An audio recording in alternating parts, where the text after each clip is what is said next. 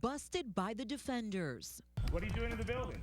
Thieves ripping apart what was a treasured piece of Detroit history. Stealing anything they can get their hands on. Now the Local 4 defenders and police catch these guys in the act and reveal what's being done right now to stop scrappers.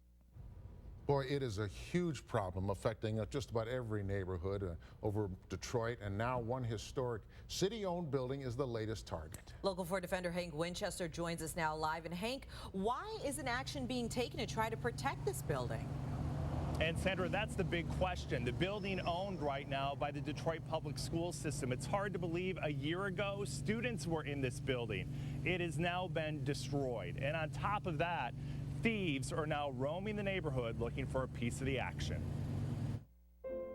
Built in 1928, this Detroit public school is considered a work of art.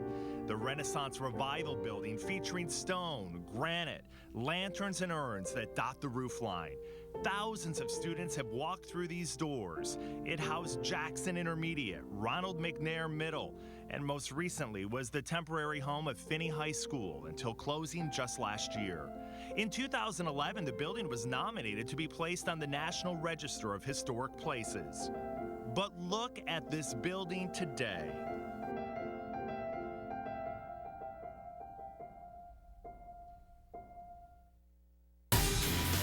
In just 12 months, scrappers have picked the building apart, piece by piece, almost overnight.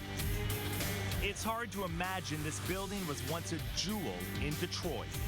At least just board it up. People from going in and get whatever else that they can get. It's a hazard now. You know, we have kids in this community that walks around here every day. It's just a disgrace to our city.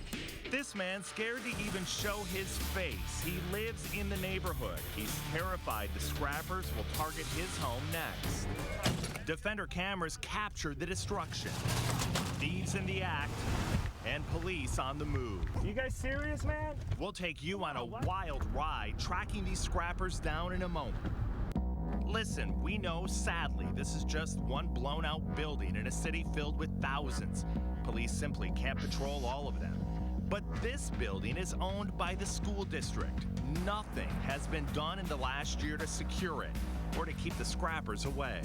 The city is just being torn apart one piece at a time, and a lot of this, I think, is basically these scrappers. Andy Arena with the Detroit Crime Commission knows once the scrappers are gone, drug dealers move in, prostitutes move in, gangbangers move in, sexual predators move in. Arena is now taking action, going after those ripping the buildings apart and also those buying up the goods. To me, the choke points are the scrapyards. There's got to be much more vigilance at those scrapyards because that's where the stuff is coming in, that's where the stuff is going out. We just stumbled upon this story one day as we were covering a shooting nearby. Photographer Cesar Gonzalez heard the rumblings. Trucks circling the school, scrappers and illegal dumpers moving in. Before we knew it, we were chasing them down. They split, and seconds later, another group was closing in. They just jumped in the truck. Back inside the school. Channel 4, what are you guys doing? What are you doing in the building? Why are you guys stealing stuff out of the building? With sledgehammer in hand, these guys are looking for anything worth something. What are you doing? Are y'all serious? Whoa. They start chucking bricks at us. We call the Detroit PD. We're at the old Finney High School. We've got people inside that are tearing the building apart, stealing anything they can get their hands on. They take off, we follow. Are you kidding me? They stop to pick up scrap that had been dumped by another group we just scared off. No, it's not. It's from the school. Come on, guys. That's not your property, man. We already called the cops. We just chased you out of the building. Now you're out here trying to steal these doors? Minutes later, 8 to be exact, DPD rolls up, answering the call for help. There's a guy in a white t-shirt and a black t-shirt. They just jumped out of the building. They've been loading trucks up with all the scrap from the school. And the chase is on. Lights flashing, now 3 cruisers in pursuit.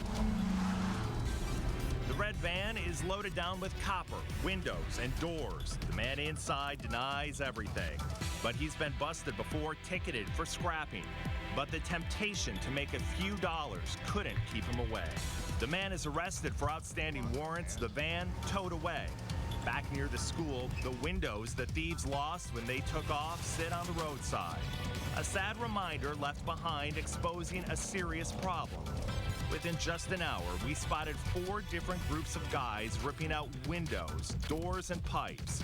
Police responded quickly, but we know they can't respond every time. That's why it's so important that you take action.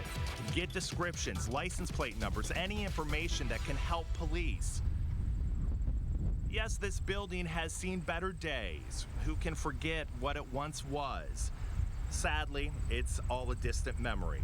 The scrappers themselves ripped it apart. The city's become a dumping ground, a junkyard for people. But the city and the school district let this building sit wide open, prime for the picking. And the people still living in this area can't believe the destruction they've witnessed, how quickly their beloved jewel lost its shine. Something like this to happen within 9 months and no response of trying to protect a beautiful school. You could have sold it off to a charter school. At least just board it up. Back out here live, it is so upsetting to see what has happened to that particular building in that neighborhood. And like I said, I understand there are many buildings that are abandoned in Detroit, but this one is still owned by the Detroit Public Schools. They've taken no action to do anything to protect this building and keep the criminals away. We've called them repeatedly, working to get answers to see if they'll do something to correct the situation. No reply. If there is a bright spot in this situation, it's that police were able to lock up some of these guys that were picking the building apart. And also they've started patrolling this area, keeping an eye out not only on the building, but also the people that live nearby. We're live here tonight. Hank Winchester, back to you.